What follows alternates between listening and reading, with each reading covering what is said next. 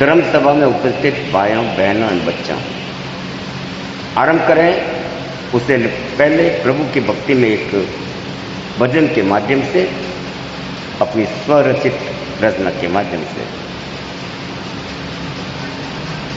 जप लो महामंत्र नवकार, जपना सुहोवे बेड़ो पार। जप लो महामंत्र नवकार, जपना सुहोवे बेड़ो पार। धैर्य मुनि के जपता ही जाजो जी। जप लो महामंत्र नवकार, जपना सुहोवे बेड़ो पार। धैर्य मुनि के जपता ही जाजो जी। महामंत्र ने जो जो जपियो, लगान प्रभु रो ध्यान।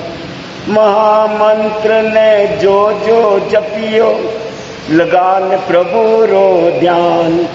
मिट गयो उन रो रोग शोक सब, होई गयो भव भव रो ज्ञान।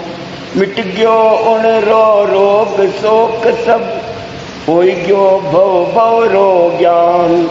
कर लो थाणो थे उद्धार, जप लो महामंत्र नवकार। धैर्य मुनि के जपता ही जाजो जी। जप लो महामंत्र नवकार, जपना सुहोवे बेड़ो पार। धैर्य मुनि के जपता ही जाजो जी। सेठ सुदर्शन जपियो महामंत्र, जब चायो कर मारो जाल। सेठ सुदर्शन जपियो महामंत्र, जब चायो कर मारो जाल। सूली रो सिंहासन बन गयो गल फूलारो हार। सूली रो सिंहासन बन गयो गल फूलारो हार। नत होई गयो सब दरबार, महामंत्र चमत्कार। धैर्य मुनि केवे जपता ही जाजो जी। जप लो महामंत्र नवकार, जपना सुहोवे बेड़ो पार। धैर्य मुनि केवे जपता ही जाजो जी। सती चंदनाती राजकुमारी, बिकगी बीच बाजार। सती चंदनाती राजकुमारी, बिकगी बीच बाजार। उड़द बाकला परश प्रभु ने, खुल गया मुक्ति रा द्वार। उड़द बाकला परश प्रभु ने, खुल गया मुक्ति रा द्वार। मिट गयो सब अंधकार, मिल गयो तारण हार। धैर्य मुनि केवे जपता ही जाजो जी। जप लो महामंत्र नवकार, जपना सुहोवे बेड़ो पार। धैर्य मुनि केवे जपता ही जाजो जी। कोडि श्रीपाल विवाह रचायो, बणियो मेणारो भरतार। कोडि श्रीपाल विवाह रचायो, बणियो मेणारो भरतार। ओली तपसु रोग भगायो, आयो रूप निखार। ओली तपसु रोग भगायो, आयो रूप निखार। मिल गयो सब अधिकार, जपियो महामंत्र नवकार। धैर्य मुनि केवे जपता ही जाजो जी। जप लो महामंत्र नवकार, जपना सुहोवे बेड़ो पार। धैर्य मुनि केवे जपता ही जाजो जी। अर्जुन माली डाकू मोटो, चंड कोशियो हुंकार। अर्जुन माली डाकू मोटो, चंड को सियो खूंखार, मिलगी वाणी वीर प्रभु री, बदली जीवन री धार। मिलगी वाणी वीर प्रभु री, बदली जीवन री धार। सुन लो नित नवकार, जीवन री है पतवार। धैर्य बुनी केवे, जपता ही जाजो जी।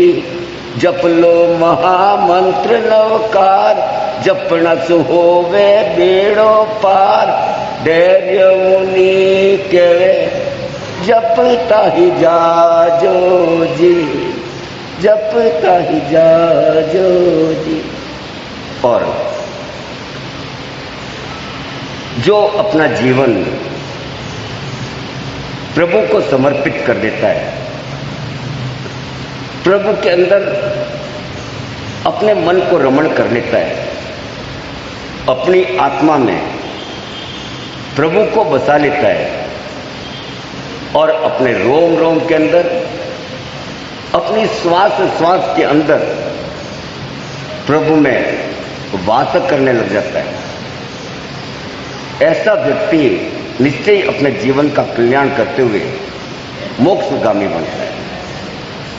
जब हम इस पूरे जीवन के अंदर इस संसार के भोग विलास में रमण करते हैं, उस समय हम प्रभु की शिक्षाओं को, प्रभु के आचरण को, प्रभु के सिखाए हुए पथ को भूल जाते हैं। उस समय हमें मात्र और मात्र ये संसार दिखता है। ये संसार इतना सुंदर लगता है कि इससे बाहर हमारे जाने का मन नहीं करता है। यहाँ पे हमारे सामने तमाम प्रकार की भोग विलास की वस्तुएं, जिससे हम अपने शरीर को, इस देह को, इस काया को अधिकतम सुख दे सकें, ऐसा हम कार्य करते हैं। हम उस समय भूल जाते हैं कि काया के अंदर जो माया है, जिसको हम आत्मा कहते हैं, हम उसको किस प्रकार अनंत अनंत सुख दे सकते हैं, किस प्रकार हम उसका कल्याण कर सकते हैं, किस प्रकार उस माया से हम अपनी इस काया को सुधार सकते हैं, ये उस समय हम विस्मृत कर देते हैं, भूल जाते हैं। इसलिए बचपन के अंदर जहाँ हमारी माँ उस संस्कार को उत्पन्न करती है, जिससे हम जीवन पर्यंत इस जीवन के अंदर उस प्रभु का स्मरण करते रहते हैं। ये संस्कार हमारे बच्चों में, हमारे जीवन में आरंभ से माँ गुण पैदा करती है। इसलिए हमारा सबसे बड़ा मित्र माँ बनती है। जब हम बड़े होते हैं तो हमारा राह भटकते हैं। हमारी राह भटकने के अंदर हमारे मित्र के रूप में एक महात्मा आते हैं, जो साधु संत सन्यासी, और वो हमें मार्ग प्रदर्शित करते हैं, मार्ग बताते हैं, संस्कारों का पाठ पढ़ाते हैं और हमारे जीवन की नैया को आगे बढ़ाते हैं अच्छी तरह से। इसलिए हमारा दूसरा मित्र महात्मा होता है। यौवन और प्रौढ़ावस्था की दहलीज से जब हम इन सांसारिक जीवन से विरक्त हो जाते हैं, सांसारिक दायित्वों से मुक्त हो जाते हैं, सांसारिक क्रियाकलाप हमारे दूर होने लगते हैं, हमारी इंद्रियां शिथिल होने लगती है, हमारा हाथ पांव ढीले पड़ जाते हैं, काम करने के योग्य नहीं रहते हैं, हमारी आंखें कम दिखाई देने लगती है, हमारे कान कम सुनने लगते हैं, मुंह से पूरा भोजन चबाया नहीं जाता है, इंद्रियां शिथिल होने लगती है। तो ऐसे समय में हम सांसारिक जीवन को और इस सांसारिक बीते हुए जीवन से पूर्ण रूप से विरक्त हो जाते हैं और ये सांसारिक जीवन हमें चुभने लगता है। ऐसे समय में हमें प्रभु याद आते हैं, परमात्मा याद आते हैं। इसलिए बुढ़ापे में हमारा परमात्मा सबसे बड़ा मित्र कहा गया है। हमारे जीवन के अंदर 3 मित्रों का वर्णन मैंने किया। पहला हमारी माँ जो हमारी जन्म देती है, दूसरा हमारा महात्मा जो हमें युवा अवस्था लेके प्रौढ़ अवस्था तक मार्गदर्शन करता है, और तीसरा परमात्मा जो हमारे बुढ़ापे के अंदर मृत्यु पर्यंत तक साथ रख करके हमारी गति को अच्छी प्रदान करता है। हमने माँ के बारे में 3 दिन तक बताया और फिर हमने महात्मा के बारे में भी बताया। आज हम चलते हैं परमात्मा की तरफ। सबसे पहले हम ये सोचे कि परमात्मा आखिर है कौन। हम सब जानते हैं भगवान है, प्रभु है, परमात्मा है, ये सब हम जानते हैं, परंतु ना तो हमने आज तक परमात्मा को देखा है और न कभी परमात्मा के दर्शन किए हैं। हम केवल एक प्रतीकात्मक छवि को, जिसको हमने मनुष्य जीवन में बनाई है, उसको हम परमात्मा मान बैठे। अपितु ये परमात्मा है कौन? इस परमात्मा शब्द को लेके अनेक विवाद खड़े हो जाते हैं, क्योंकि परमात्मा के मूल अस्तित्व को हम नहीं समझते। इसलिए केवल उनकी बताई बातों को, अंधविश्वासों को बात का बतंगड़ बनाते हुए अपने अपने विचारों में उलझ करके और एक दूसरे से घृणा, झगड़ा और उसका माध्यम बना दिया। कोई कहता है पत्थर में, प्रतिमा में भगवान है, तो कोई कहता है हमारे मन में भगवान है, कोई कहता है भगवान है और कोई कहता है भगवान नहीं है, जिसको हम आस्तिक और नास्तिक के रूप में भी मान लेते हैं। परंतु ये भगवान है कौन? ये परमात्मा है कौन? कहा जाता है कि इस सृष्टि का रचयिता ब्रह्मा है, पालनकर्ता विष्णु है और संहारकर्ता महेश है। और यह भी कहा जाता है कि परमात्मा की इच्छा के बिना पत्ता भी नहीं हिल सकता। तो आखिर ये परमात्मा है कौन? कौन है ब्रह्मा विष्णु महेश जिसका हम नाम लेते हैं? कभी हम किसी को अपनी भाषा में खुदा कह देते हैं, तो कोई अवतार कह देते हैं और कोई भगवान कह देते हैं। ये अलग अलग नाम हमने हमारे संतुलन के अनुसार, अच्छे अपने विचारधारा के अनुसार दे दिया, परंतु आज तक ना तो किसी ने खुदा को देखा है और ना किसी ने भगवान को देखा है। तो आखिर है कौन? और ये सारे झगड़े इन नामों को लेकर के झगड़े पैदा कर दिए। अगर हम इसको वास्तविकता से देखें, हम गहराई से देखें, तो हम लोग ये मालूम कर सकते हैं कि आखिर भगवान किसको कहते हैं। आपको सबसे पहले मैं भगवान की व्याख्या बताता हूँ। थोड़ा सा दूर दूर बैठे बहन जी, थोड़ा दूर हो जाओ, थोड़ा सा पीछे बैठो ये बहन जी, थोड़ा सा पीछे बैठो और मुंह पे कुछ बांध दो, मुंह ढक के। कहने की आवश्यकता नहीं पड़े, थोड़ा सोशल डिस्टेंस बनाए रखें और बात भी ना करें, बोले भी ना।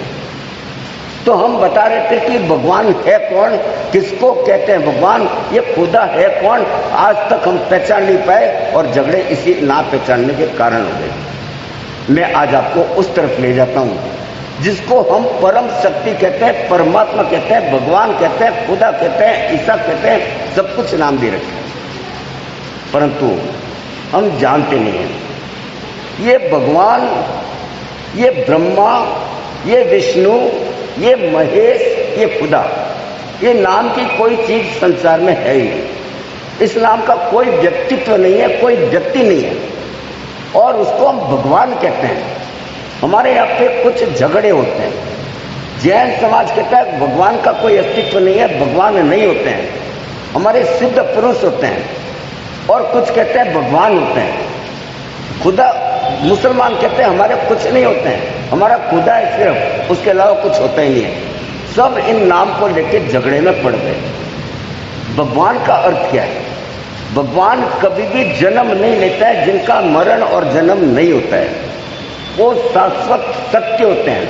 भगवान किसी के गर्भ से पैदा नहीं होते हैं, भगवान का कोई रूप नहीं होता है, कोई आकार नहीं होता है, कोई प्रकार नहीं होता है, कोई विकार नहीं होता है, कोई खट्टा नहीं होता है, कोई मीठा नहीं होता है, कोई छोटा नहीं होता है, कोई बड़ा नहीं होता है।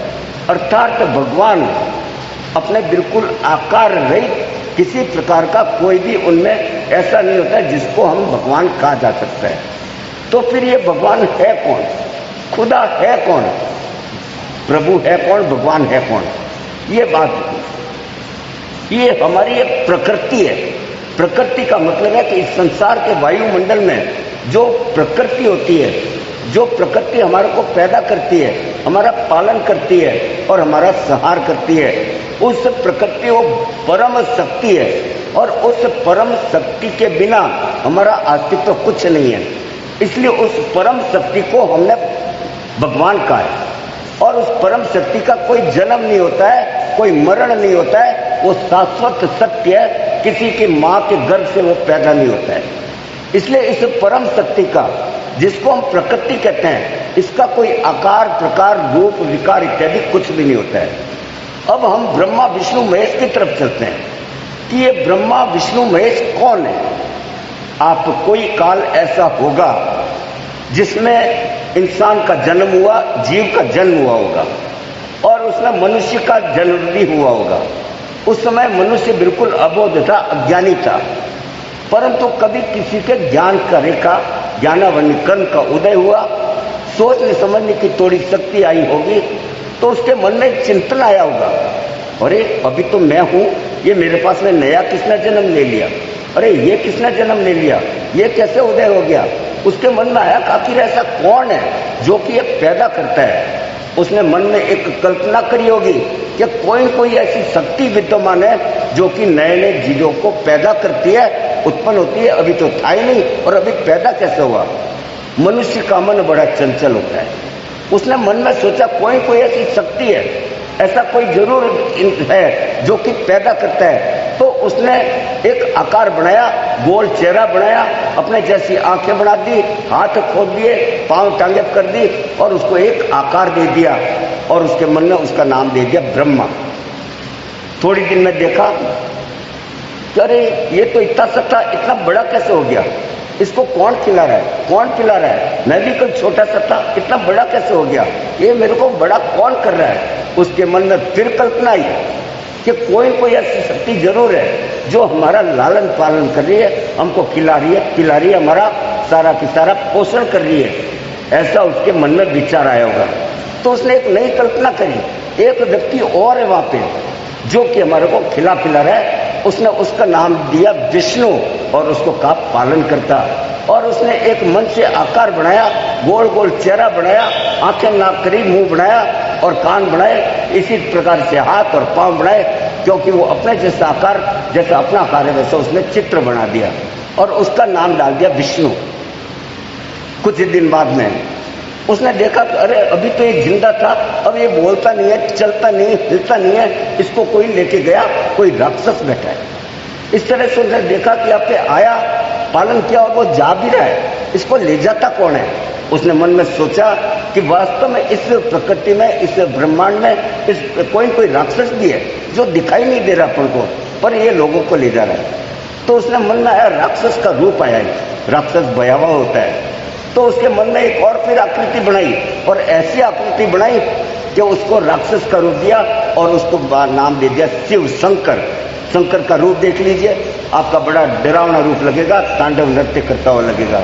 तो उसने एक अपनी कल्पना करी।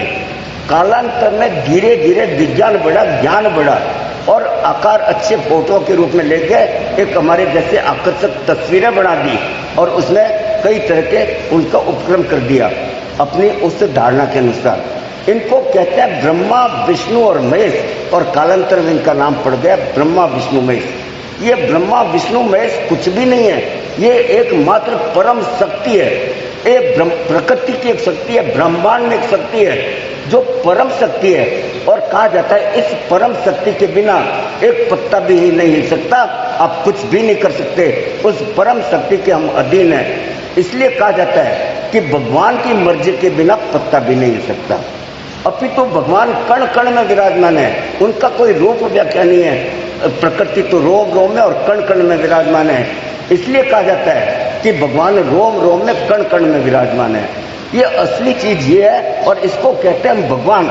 इसलिए भगवान की व्याख्या करते समय हम ये कहें कि भगवान एक ऐसी परम शक्ति है कि उससे ऊपर कुछ भी नहीं हो सकती। वही पैदा करती है, वही पालन करती है और वही संहार करती है। और हमने नाम दिया है ब्रह्मा विष्णु महेश। इसी प्रकार से सत्यम शिवम सुंदरम, और इसी प्रकार से ज्ञान दर्शन चरित्र, ये सब अपना आप में एक है। अब कोई इसमें अपना बुद्धि डाले कि सिद्ध अलग है और भगवान अलग है। मैं कहता हूँ सिद्ध और भगवान अलग नहीं हो सकते, वो दोनों एक ही स्वरूप है। क्योंकि सिद्ध का भी जो सिद्ध प्राप्त कर लेते हैं, जो हमारे जन्म मरण को दूर कर देते हैं और सिद्धात्मा बन जाती है, उनका भी किसी प्रकार से रूप नहीं होता है, उनका भी रंग नहीं होता है, उनका भी आकार प्रकार खट्टा मीठा छोटा कुछ भी नहीं होता है। वो भी जन्म नहीं लेते हैं, वो भी जन्म से रहित हो जाते हैं। इसलिए जब भगवान जन्म नहीं ले सकता, सिद्ध पुरुष जन्म नहीं ले सकता, भगवान के आकार प्रकार विकार नहीं, सिद्ध पुरुष के आकार विकार नहीं, तो फिर वो तो सारे एक ही हो गए। इसलिए इस चर्चा को करना, इसमें मतभेद करना कि ब्रह्मा विष्णु की पूजा मत करो, ये पाप लगता है, हमारे सिद्ध पुरुष की पूजा करो, ये हमारा मिथ्यात्व है, गलत धारणा है। अभी तो मेरा मानना है कि चाहे ब्रह्मा विष्णु महेश हो, चाहे हमारे सिद्ध पुरुष हो, वो सब एक ही है, किसी प्रकार का अंतर नहीं है। इसलिए इसमें किसी प्रकार का भेदभाव करना अपने आप को झुठलाना है। आगे हम बात करते हैं, इसको कहते हैं भगवान। इसलिए प्रभु की शरण में, इसलिए प्रकृति की शरण में, इसलिए नेचर की शरण में आइए, यही तो भगवान है। आज हमने भगवान से छेड़छाड़ कर दी, हमने भगवान का विकृत रूप कर दिया, हम भगवान को नहीं मानते। इसलिए हमने हर तरह से दोहन किया, शोषण किया, हमने पत्थरों को खोदा, हमने पेड़ों को तोड़ा, हमने नदियों को मोड़ा, हमने इंसानों की फजीयत करी, हमने सारा का सारा प्रकृति से खिलवाड़ करी, हमने मौसम बिगाड़ा, हवा बिगाड़ी, हमारा वायुमंडल बिगड़ा और सारा की सारा हमने बिगाड़ दिया। इसलिए मैंने कहा था ये प्रकृति ही भगवान है। हमने उसे भगवान से छेड़छाड़ कर दी, जिसने हमारे को जन्म दिया, जिसने हमारा पालन किया, जिसको हमको पालन पोषण कराया, हमने उसके साथ छेड़छाड़ करी तो वो अपना रौद्र रूप बताता है और कहता है कि इसको भगवान शंकर ने अपने तांडव नृत्य बताया। जब भगवान शंकर अर्थात प्रकृति, आप भगवान शंकर को छेड़ेंगे, आपको एक कहानी पता होगी। भस्मासुर ने शिव की आराधना करी और शिव बड़े भोले होते हैं, वो प्रकट हुए, उसने वरदान मांगा और वरदान में मांगा कि जिसके ऊपर मैं हाथ रखूं वो भस्म हो जाना चाहिए। शिव जी ने वरदान दे दिया। अब वो मनुष्य था और प्रकृति अर्थात भगवान से उसने लड़ने बैठा। उसने सोचा पहले शिव को ही खत्म कर दो, शिव के ऊपर हाथ रख दूंगा तो वो खत्म भस्म हो जाएंगे। अब वो शिव के ऊपर हाथ रखने के लिए दौड़ा, शिव इधर उधर छुपते रहे, दौड़ते रहे, बचते रहे। आखिर में शिव ने अपनी लीला बताई और वो भस्मासुर अपने सिर पे ही हाथ रख दिया। शिव ने तांडव नृत्य शुरू कर दिया और उसको देख करके वो भस्मासुर भी नाचने लगा। नाचते नाचते शिव ने अपने सिर पे हाथ रखा और नकल करते भस्मासुर ने भी अपने सिर पे हाथ रखा और वहीं भस्म हो गया। मेरे कहने का मतलब है, आज हमने प्रकृति से खुद छेड़छाड़ कर ली और अपने उस प्रकृति को जलाने के लिए बैठ गए, तो आज आपके कोरोना आपके बीच में बैठा है। ये कोरोना नामक बीमारी और कुछ भी नहीं है, ये अनेक हमारे पास दावा लगाते हैं। प्रकृति गए, कभी बाढ़ आ गई, कभी सूखा आ गया, कभी सुनामी आ गया, कभी भूस्खलन भूकंप आ गया, कभी ये कोरोना जैसी महामारी आ गई। ये सारी की सारी उस प्रकृति से छेड़छाड़ अर्थात हमने भगवान के साथ छेड़छाड़ करी, इसलिए भगवान हमारे को ये दंड देता है। ये भगवान और कुछ भी नहीं, ये पूरी प्रकृति है और प्रकृति सबसे बड़ी सत्ता है, इसलिए भगवान सर्वोपरि है। भगवान से बढ़कर इसकी लीला कुछ भी नहीं हो सकती। इसलिए हम प्रकृति से छेड़छाड़ न करें अर्थात भगवान से छेड़छाड़ न करें, मानवीयता से छेड़छाड़ न करें अर्थात भगवान से छेड़छाड़ न करें, भगवान का आशीर्वाद प्राप्त करें। कभी कभी कहा जाता है मंदिर में प्रतिमा की पूजा करने से दोष लगता है, प्रतिमा को पूजा नहीं करनी चाहिए, प्रतिमा को हाथ नहीं जोड़ना चाहिए, वो तो मात्र पत्थर की मूर्तियां हैं, उसको हाथ क्यों जोड़ा जाए। मुसलमान भी कहता है कि हम प्रतिमा को हाथ नहीं जोड़ते, प्रतिमा तो झूठी होती है, ये तो कोई मतलब की नहीं है, तो पत्थर की है, इसमें कोई भगवान विराजता है क्या। ये बात बिल्कुल हमारा मिथ्यात्व है, हमारी कपोल कल्पना, अधूरी कल्पना, अज्ञानता है। ये प्रतिमा क्या है, एक बात बता देता हूँ। ये प्रतिमा क्या होती है, क्यों नहीं इसकी पूजा करनी चाहिए या क्यों करनी चाहिए। आपने एक मंदिर बनाना है, आपके यहाँ पे माता पिता दादा दादी कोई होता है और उनकी मृत्यु हो जाती है, तो आप उसकी तस्वीर टांगते हैं और मालूम पड़ता ये मेरे दादाजी है। क्या कहा जाता है कि ये मेरे दादाजी थे, इनकी मृत्यु हो गई, ये थे, उनकी एक पहचान होती है। इसी प्रकार से हम उस पहचान के लिए हम उनके लिए एक स्थल बनाते हैं जिसको हम मंदिर का भाग कहते हैं। आपने एक प्रभु के लिए मंदिर बनाया, जैसे हमारे यहाँ पास में एक मंदिर बन रहा है।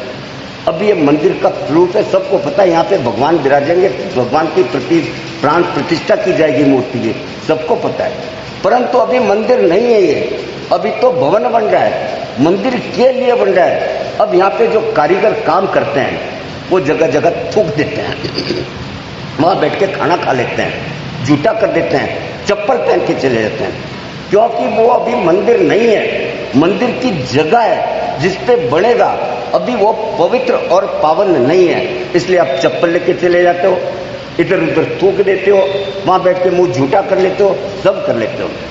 थोड़े दिन में ये खाका निर्माण हो जाएगा और यहाँ एक भगवान की प्रतिमा लाई जाएगी जिसका भी मंदिर बनाना है, चाहे वो भगवान श्री राम का हो, चाहे वो भगवान महावीर स्वामी का हो, चाहे वो भगवान शिव शंकर का हो, इसका बात नहीं है। यहाँ पे मान लो किसी का भी एक मंदिर बनना है, थोड़े दिन में प्रतिमा को लेके आ गए और प्रतिमा को कपड़ा ढक के वहां पे रख दिया, उसका स्थल बना के वहां रख दिया। आपको पता है ये प्रतिमा की प्राण प्रतिष्ठा यहाँ होगी, परंतु फिर भी अभी हुई नहीं, कपड़ा ढका हुआ है। आप वहां पे फिर भी चप्पल लेके चले जाओगे, इधर नहीं देखा, कोई नहीं देख रहा तो इधर उधर थूक दोगे, पान का बीड़ा खा के थूक दोगे, सब कर लोगे वहां पे, क्योंकि अभी मंदिर नहीं है, अभी तो वो केवल स्थल लगा है। इसलिए आपके मन में उसकी पवित्रता नहीं है। और उसके बाद में एक समय आया, उस मंदिर के प्रतिष्ठा, प्राण प्रतिष्ठा, मूर्ति की प्राण प्रतिष्ठा करनी है। अब वो मंदिर बन जाएगा, परंतु क्या कभी पत्थरों की प्राण प्रतिष्ठा होती है? तो क्या उस मूर्ति की प्राण प्रतिष्ठा की जा सकती है? मैं कहता हूं नहीं हो सकती। पत्थर की कभी भी प्राण प्रतिष्ठा नहीं होती है, तो फिर हम प्राण प्रतिष्ठा क्यों करते हैं? इस रहस्य को समझना पड़ेगा। हमारी बड़ी गलत फहमी हो गई कि मूर्ति कुछ भी नहीं होती है। अरे क्या होता है इसका प्राण प्रतिष्ठा? ये पत्थर की मूर्ति है, ये कोई बोलती है क्या? ये कैसे आशीर्वाद देगी? इससे कल्याण कैसे करेगी? हमारा बड़ा भ्रम है। पत्थर की प्राण प्रतिष्ठा नहीं होती है, परंतु फिर भी प्राण प्रतिष्ठा की जाती है। इसका मतलब क्या हुआ? आज हमने पत्थर की मूर्ति लगा दी, चाहे वो भगवान श्री राम की हो, चाहे वो भगवान श्री महावीर स्वामी की हो, बात यहाँ नहीं है, बात है उस पत्थर की प्रतिमा की जो एक भगवान के रूप में हम यहाँ पे विराजमान करते हैं। हम उसका मंत्रों से अभिषेक करते हैं, मंत्रों का उच्चारण करते हैं, तरह तरह के उनके यज्ञोपवीत करते हैं, तरह तरह की अपनी प्रथा के अनुसार उनके आचरण करते हैं। हम उनकी पूजा अर्चना करके उसके अंदर ऊर्जा का प्रवेश करवाते हैं। आज मैं यहाँ पे बैठा हूँ, मैंने लोगत की साधना करी और एक ऊर्जा का समावेश किया। अब मैं आप तक इस मंगल पाठ के द्वारा जो ऊर्जा भेजता हूँ वो मैं आपको हाथ में आके थोड़ी देता हूँ, मैं यहाँ से बैठ के भेज रहा हूँ। यहाँ से बैठे बैठे जो ऊर्जा मैंने ग्रहण की वो आप तक भेज रहा हूँ। इसी तरह से जब हम उस प्रतिमा की जो पत्थर को गढ़ गढ़ के उस आकार दिया गया है, उस पत्थर की जब मंत्रोच्चार द्वारा, अभिषेक द्वारा, विभिन्न तरह के क्रियाओं के द्वारा जब हम उसके मंत्रोच्चार से, तो वो एक ऊर्जा प्रदान करती है, उसमें ऊर्जा का समावेश होता है और ऊर्जा का समावेश करके वो इतनी ऊर्जावान बन जाती है कि उस ऊर्जा से प्राण प्रतिष्ठा होती है। किसकी? बस पत्थर की मूर्ति की नहीं, अपितु अपने प्राणों की प्रतिष्ठा होती है। उसकी प्राण प्रतिष्ठा, उसकी ऊर्जा हमारे प्राणों की प्रतिष्ठा करती है। इसलिए कहा जाता है कि भगवान की प्राण प्रतिष्ठा हो रही है। कैसे हुई? अब यहाँ पे भगवान श्री राम का मंदिर बना दिया या भगवान महावीर स्वामी का मंदिर बना दिया, मंत्रोच्चार द्वारा उसकी प्राण प्रतिष्ठा की गई। हम कहते हैं भगवान की प्राण प्रतिष्ठा हुई, ऐसा नहीं है। अब मैं उस दहलीज पे गया, पहली सीढ़ी के ऊपर हाथ रखा, मुझे मालूम है कि सामने वो जो प्रतिमा है वो भगवान श्री राम है, भगवान श्री महावीर स्वामी है, भगवान श्री कृष्ण है, भगवान श्री गणेश जी है। मेरे मन के अंदर उसका प्रतिष्ठित हो गया, अर्थात उस मूर्ति की ऊर्जा, उस प्रतिमा की ऊर्जा मेरे अंदर इतनी गहरी पैठ कर ली कि मेरे को उसको देखते ही भगवान राम के दर्शन होने लग गए। उसको देखते ही भगवान महावीर स्वामी के दर्शन होने लगे। मेरा मन ऐसा हुआ कि सामने जो प्रतिमा नहीं है वो साक्षात महावीर स्वामी है, साक्षात भगवान श्री राम है। इसको कहते हैं प्राण प्रतिष्ठा। अर्थात हमने इतनी ऊर्जा भरी कि उसके अंदर इतनी ऊर्जावान हो गई कि उसको देखते ही हमारे प्राणों में प्रतिष्ठित हो जाता है। एक अनजान व्यक्ति आया, उसको पता नहीं किसका भगवान का, कौन से भगवान का मंदिर है। उसने जैसे ही सीढ़ियों को स्पर्श किया और उसके मन में एक प्रतिष्ठित हो गया कि वो सामने बैठे भगवान श्री राम है और मैं तो भगवान श्री राम के दर्शन कर रहा हूं, उस प्रतिमा के नहीं। इसलिए इसको प्राण प्रतिष्ठा कहते हैं। आपने पत्थरों की नहीं, पत्थरों में तो ऊर्जा भरी है, अपितु उस पत्थरों की ऊर्जा से, उस प्रतिमा की ऊर्जा से हम अपने प्राणों की प्रतिष्ठा करते हैं। इसलिए इसको प्राण प्रतिष्ठा कहते हैं। और ये इतना ही सच है, एक मैं संत बैठा हूं, मैं संत के अंदर इंसान बुराइयों का पुतला है। आप चाहे कितना भी संत बन जाओ, कितना भी बड़े महापुरुष बन जाओ, कुछ न कुछ तो गलतियां होती है, कुछ तो बुराइयां होती है, उसको आप दूर नहीं कर सकते। आप मेरी वंदना कर रहे हो, मेरी वंदना के साथ में आप मेरी बुराई को भी वंदना कर रहे हो, क्योंकि मेरे में कुछ बुराइयां हैं। हर व्यक्ति में बुराई होती है, चाहे वो कितना भी बड़ा व्यक्ति। अर्थात आप मेरी स्तुति करते समय, आप मेरी वंदना करते समय, आप मेरी बुराइयों को भी वंदना करते हो, परंतु जो पाषाण मूर्ति है, जो पत्थर की प्रतिमा है, उसमें किसी प्रकार की बुराई नहीं होती। इसलिए जब हम पाषाण की मूर्ति को, प्रतिमा को हम वंदना करते हैं तो हमारे सामने मालूम पड़ता है कि ये भगवान है, ये परम पूज्य है, इन्होंने ये कार्य किया और इनके चरणों में स्तुति कर लो, अपना कल्याण हो जाएगा। इसलिए किसी भी मंदिर की अवहेलना नहीं करनी चाहिए, किसी भी संप्रदाय का हो, चाहे वो हिंदू धर्म का हो, चाहे हमारे जैन धर्म का हो। मंदिर की पाषाण की प्रतिमा हमारे लिए भगवान, साक्षात भगवान है।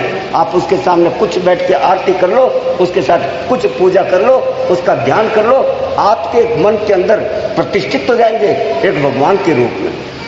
इसलिए बहुत आवश्यक है कि हम उन चीजों में न पड़ें। कोई कहता है नहीं भगवान की मूर्ति नहीं, ये कोई काम की नहीं है, कोई पत्थर की प्रतिमा को पूजा करते हैं, क्या काम के।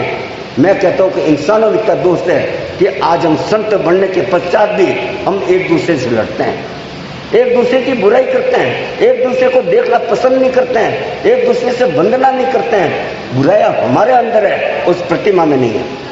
इसलिए अगर इंसान को, अगर साधु को भगवान बनना है, उनके मार्ग में जाना है, तो सबसे पहले अपने अंदर झांको, अपने अंदर जो भगवान को प्रतिष्ठित किया है उसको प्रतिष्ठित करो, उसके प्राणों की प्रतिष्ठा करो। हम अपने प्राणों की प्रतिष्ठा नहीं करते हैं, हम तो दूसरों की बुराई देखते हैं। और जो व्यक्ति दूसरों की बुराई देखता है वो न तो साधु हो सकता है और न श्रावक हो सकता है। इसलिए आवश्यक है, जब हम संत बन गए, जब हमने संन्यास ग्रहण कर लिया, तो सबसे पहले संन्यास ग्रहण करते समय हम जब पाठ पढ़ते हैं, दीक्षा का पाठ पढ़ते हैं, हम मंत्रोच्चार, जिसको हम मंत्रोच्चार कह लो एक भाषा में, जब हमें दीक्षा का पाठ पढ़ाया जाता है, वो पाठ हमारे जीवन में हमारे प्राणों की प्रतिष्ठा होती है। और ऐसी प्रतिष्ठा होती है कि उसके अंदर हम सारे विकार दूर करते हैं, राग देश को दूर करते हैं, लोभ लालच को दूर करते हैं, सांसारिक मोह जाल को दूर करते हैं। तब कहीं हमारे प्राणों की प्रतिष्ठा होती है। और ऐसे व्यक्ति के, ऐसे संत के जब आप सामने आते हैं तो आपको लगता है ये संत है और इसके अंदर किसी प्रकार का विकार नहीं हो सकता, ये तो सारे इसके प्राणों में संतत्व विराजमान है। तब आप हमारे दर्शन करोगे तो आपको लाभ मिलेगा, अन्यथा कोई लाभ नहीं मिल सकता। जिस संत के अंदर बुराइयां भरी है, जिस संत के अंदर राग द्वेष भरा हुआ है, जो संत एक दूसरे की आलोचना करते हैं, जो एक दूसरे को वंदन करने से भी हिचकिचाते हैं, जो एक दूसरे से द्वेष रखते हैं, जो एक दूसरे की कटनी करते हैं, जो एक दूसरे को भिड़ाते हैं और दूर करते हैं, समाज में वैमनस्य फैलाते हैं, उस संत को अगर आप प्रणाम भी करोगे तो आपके कोई काम नहीं आएगा। वो आपका सारा पाप का दोष आपको लगेगा। क्योंकि जिस प्रकार से बिना प्रतिष्ठा किए हुए, प्राण प्रतिष्ठा किए, पत्थर की प्रतिमा आपके लिए पत्थर है, मूर्ति वही है जो कि एक तरफ प्राण प्रतिष्ठित है, मूर्ति वो भी है जो कि बिना प्राण प्रतिष्ठा किए हुए है। उसका आप किसको प्रणाम करोगे, उसको या उसको? इसलिए जब संत अपनी गरिमा में आ जाता है तो उसको गरिमा का पालन करना चाहिए। इसका एक उदाहरण देता हूँ आपको, एक उदाहरण दे देता हूँ। कि किस प्रकार के संत का संतत्व प्राण प्रतिष्ठित होता है। आपके सामने धैर्य मुनि बैठा है, बड़ा अच्छा प्रवचन दे रहा है, बड़ा मन को भावन प्रवचन दे रहा है। आप लोग बड़े अच्छे सुन रहे हो, मैं बहुत अच्छा हूँ, सुंदर भी हूँ, तपस्या भी करता हूँ और ये सारे के सारे वो आडंबरों को पालता हूँ। आपको लगता है धैर्य मुनि, अरे वाह वाह क्या धैर्य मुनि है, ये तो संसार से बिल्कुल विरक्त है, कुछ चीज का उपयोग करता ही नहीं है, कैसा इसका जीवन है। ठीक है, आप पहले मेरे पास आए और आपने वंदना करी, आपके भाव बड़े शुद्ध है, आपने मेरे को बड़े भावों से वंदना करी। आपने धैर्य मुनि को वंदना नहीं करी है, गलत फहमी आपकी। आपने मेरे वस्त्रों को वंदना करी है, जो वस्त्र मैंने त्याग के पहन लिए, जो प्रभु के पहन लिए, जो महावीर स्वामी के मैंने वस्त्र पहने हैं, उनके शासन के जो वस्त्र पहने हैं, आपने धैर्य मुनि के चेहरे को वंदना नहीं करी है। आपने हमारे इन त्याग के कपड़ों को देख करके वंदना करी है, जिसके अंदर मैं लिपटा हुआ। आप आए और मैंने बोल दिया, अरे छोरे तेरे की आज्ञा से नमो अर्यंताणं, नमो सिद्धाणं, नमो ऐर्याणं, नमो उवज्जायणं, नमो लोय सव्व साहुणं, ऐसो पंच नमुकारो सव्व पाव पणासनो मंगलानं च सव्वेसिं परमं हवै मंगलम्। लोकस्य उज्जोयगरे दम तित्यरे जिणे अरिहंते कितिसम 24 केवली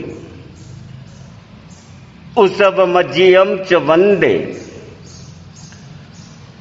संभव अभिनंदनम च सुमयम च पौम पहम सुपासम जिणम च चंद पहम वंदे सुविम च पुपदंतम सियल सिजंस वासुपूजम च विमल मणंतम च जिणम धम्मम संतिम च वंदामि कुंतुम अरम च मल्लिम वंदे मुनिसुव्यम नमे जिणम च वंदामि रिठ नेमिम पासम तवद्द माणम च एवं मये अभित्वा विहुय रमला पहिंजर मरना 24 जिणवरा तित्यरा में पश्यंतो कित्तीय वंदीय महिया जे ए लोगस उत्तमा सिद्धा आरुग्य बोहि लाभम समाहिवर मुत्तुमम दिंतो चंदेसु निमलेरा ऐचेसु अयम पयासेरा सागरवर गंभीरा सिद्धा सिद्धिम मम दिशंतो सिद्धा सिद्धिम मम दिशंतो चत्तारि मंगलम अरिहंता मंगलम सिद्धा मंगलम साहू मंगलम केवली पणत्तो धम्मो मंगलम चत्तारि शरणं पवज्जामि अरिहंते शरणं पवज्जामि सिद्धे शरणं पवज्जामि साहू शरणं पवज्जामि केवली पणत्तं धम्मं शरणं पवज्जामि अरिहंतों का शरण सिद्धों का शरणा, साधुओं का शरणा, केवली प्ररूपित दया धर्म का शरणा। ये चार शरण दुखरण जगत में और न शरणा कोई होगा। जो भव प्राणी करे आराधन, उसका अजर अमर पद होगा और सबका मंगल ही मंगल होगा, मंगल ही मंगल होगा, मंगल ही मंगल होगा। आप सभी अपनी हथेली को रगड़ें और शरीर पे 3 बार घुमा दें। यह मंगल पाठ नित्य प्रतिदिन 2:30 बजे से 3:15 बजे, 2:30 बजे से 3:30 बजे प्रवचन के बाद दिया जाता है। सुबह हमारा 6:15 से लेकर के 7 बजे तक प्रार्थना होती है और इस प्रार्थना में प्रभु का स्मरण, अर्थात आप सभी आ सकते हैं। थोड़ा सा घर का जल्दी काम करके आप प्रार्थना में जरूर पधारें। प्रार्थना हमारे जीवन की शुरुआत है, इसलिए दिन की शुरुआत है, इसलिए हमारा दिन मंगलमय हो, प्रार्थना की जाती है। थोड़ा समय निकाल के सुबह भी आने का कष्ट करें। और 11 बजे से 12 बजे तक हमारे बच्चों की क्लास, शिक्षण संस्था लगती है, शिक्षण क्लास लगती है, बच्चों को जरूर भेजें। 2:30 बजे से हमारा प्रवचन आरंभ हो जाता है। 1 घंटे का प्रवचन के बाद हम मंगल पाठ देते हैं और साथ में शाम को हमारे बच्चे लोग आते हैं, जिसमें हम धर्म चर्चा के साथ भजन इत्यादि वगैरह जैसे भी आयोजन होता हम करते हैं। 15 तारीख से हमारा यहाँ पे परिश्रण पर्व आरंभ हो रहा है। 2 घंटे के लिए हम सुबह 8:30 बजे से 10:30 बजे तक प्रवचन करेंगे। धर्म के हम आगम का वाचन करेंगे, उसको सार गर्भित करेंगे और अष्टकर्म के बारे में बताएंगे कि हमारे कौन से 8 कर्म है जो हमारे पतन का कारण बनते हैं, उसको कैसे तोड़ा जाए ताकि हम भी अपने जीवन का कल्याण कर सकते हैं। सारा विवेचन 2 घंटे के अंदर सुबह, बाकी सारे कार्यक्रम यथावत चलते रहेंगे। इसलिए आप अधिक से अधिक समय पर पधारेंगे, जितना समय पर पधारेंगे उतना लाभ मिलेगा। अब वो करते हैं सामूहिक वंदना। सामूहिक वंदना पूरी विधि से करने की कोशिश करें ताकि आपके शरीर स्वस्थ हो और प्रभु की प्रार्थना भी हो जाए।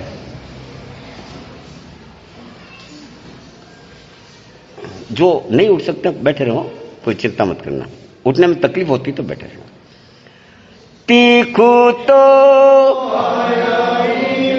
पयाहीनम वंदामि सक्कारेणि कल्याणम देव्यम पजुवासामि। बहुत बढ़िया, आराम से आराम से आराम से खड़े। तीखू तो करेमि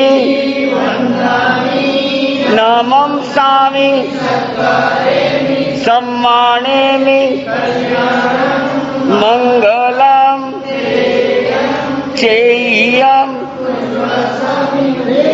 बहुत बढ़िया, एक बार और पूर्ण रूप से करें।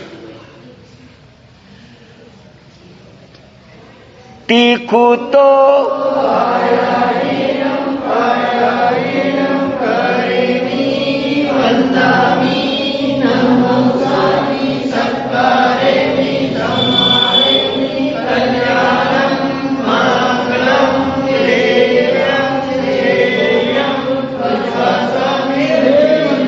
दयापाल। इस वंदन को, इस मंगल पाठ के बाद जो वंदन कर लेता है उसके पांव में, घुटनों में दर्द ठीक हो जाएगा और अभी कईयों के फर्क पड़ा भी होगा। आप जरूर करें।